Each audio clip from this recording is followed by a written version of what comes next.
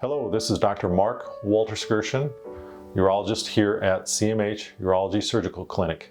I've been a urologist for over 22 years, practicing the full spectrum of urology care. Prostate cancer is one of the most common cancers in men.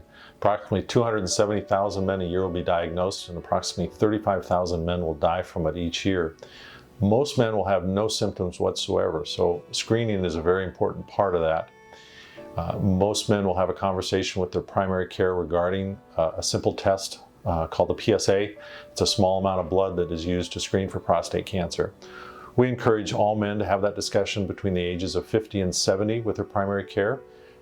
We also strongly recommend this in men that have a strong family history of prostate cancer in their father or brothers, or a history of breast cancer in their mothers or sisters. Prostate cancer is usually diagnosed with a simple biopsy here in the office. It's an informed discussion with the patient regarding their blood test, their PSA, the risks of them specifically for having prostate cancer, as well as the risk of the procedure.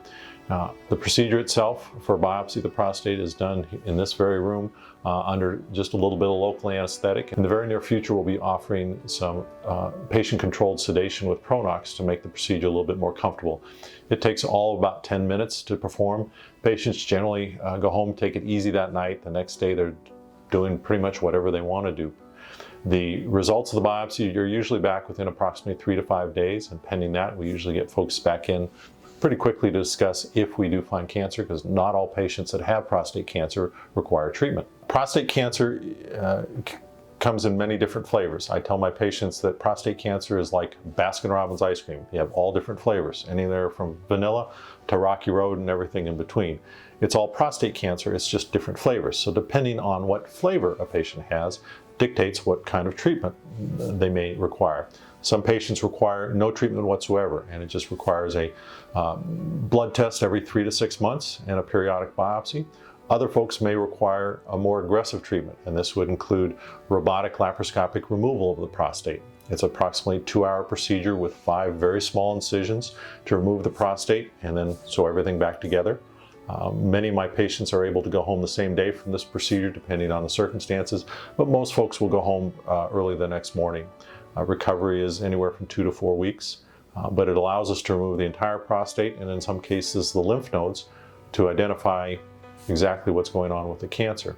Alternative options for folks that are not interested in surgery or maybe not a good candidate include radiation therapy, external and internal, and then also freezing of the prostate, which is called cryoablation. And that is something that I offer, and I'm one of the only few guys in the state that offer that as well as an alternative to the surgical option. It involves just placing 6 small needles in the prostate and freezing it with argon gas and then removing the needles. We usually monitor folks overnight and send them home the next day. How we decide who is a candidate for freezing depends on their risk factors and other conditions as to whether they may not be a candidate for surgery or radiation, or if they've had other surgery that prevents them from having that. So it's nice to offer patients all different choices. Current recommendations are for a yearly blood test, PSA, in men from age 50 to 70. Those are at increased risk, including family history of prostate cancer or breast cancer. We begin screening at a younger age. We also recommend screening at a younger age for African American men as well. We also have information on the website, so if you go to citizensmemorial.com and go to specialties and look up urology, we have a lot of further information regarding these topics that can provide more information. But if you have any further questions, don't hesitate to call us.